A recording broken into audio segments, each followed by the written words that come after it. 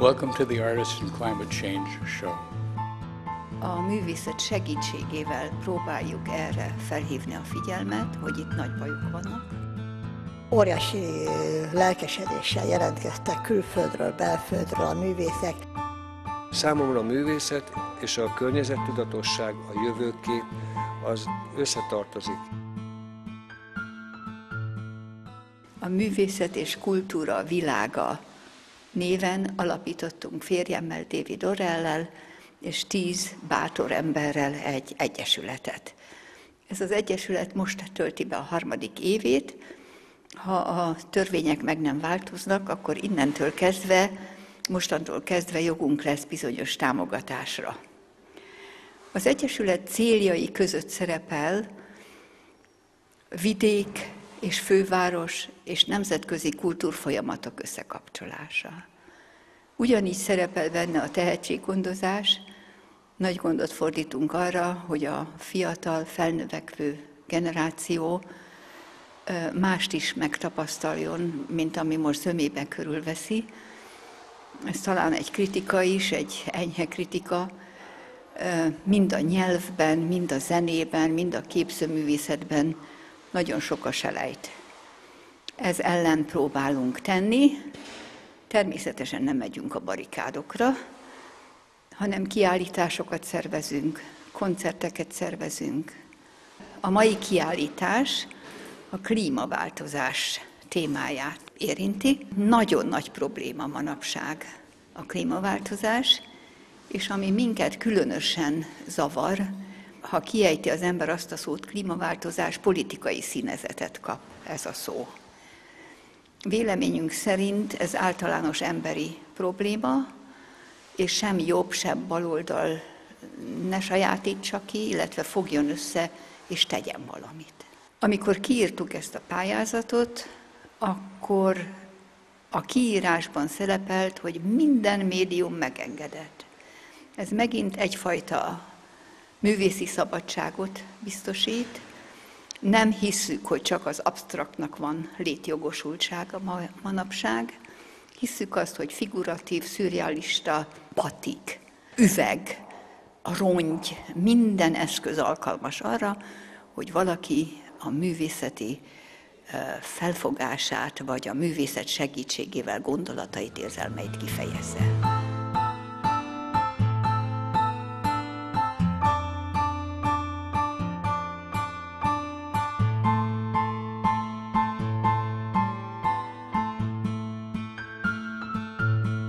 My wife and I were particularly sensitive to the symbol of the freedom of flight and the freedom of the birds and their ability to choose where they want to live, and it is all being curtailed and stopped in many cases because of British Petroleum's catastrophe and because of the many things that have happened in the world. We have many things that we need to work with our artist friends regarding this, to try and raise the flag, raise awareness for everyone to make the effort, to make the change.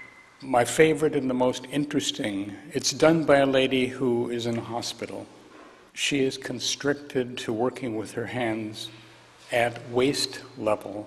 For all of us who have created these things in our living rooms, in our homes, with ease and fun and coffee and people, she is in the hospital, perhaps in an iron lung, but this lovely lady has a spirit that comes through and captures the reason why we're doing this show.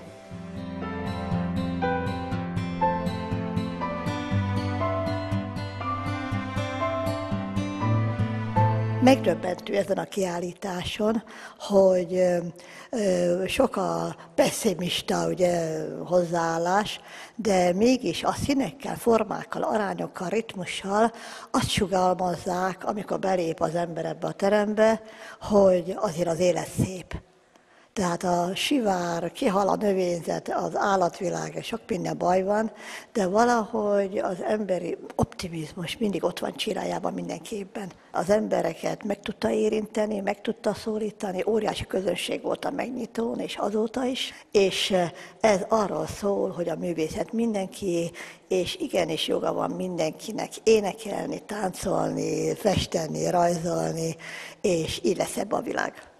Ennek az a címe, hogy édesvíz, másiknak meg az a cím, hogy párolgás. A külső rész ugye egy ilyen sivatagos, itt-ott melegtől felizzó felület, és abból egy kicsit mocsaras, zöldes, mocsaras rész emelkedik foltokban, és ezek között foltokban azért még ott a tiszta víz.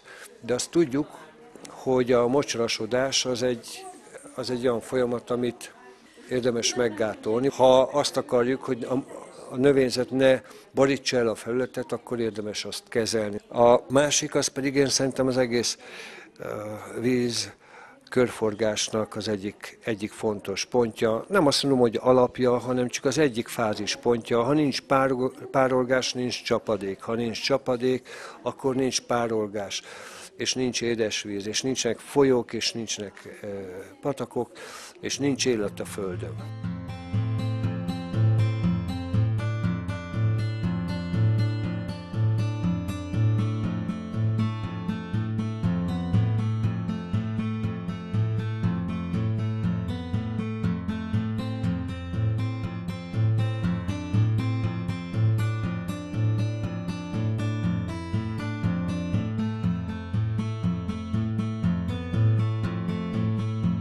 Szakemberként kerültem bele ebbe a programba, olyan szakemberként, aki ökológiai kérdésekkel is és művészeti kérdésekkel is foglalkozik, és próbáltam rávilágítani arra, hogy a problémák nagyon mélyen vannak, a valódi problémák, amiket meg kell oldanunk, és nagyon régen kezdődtek.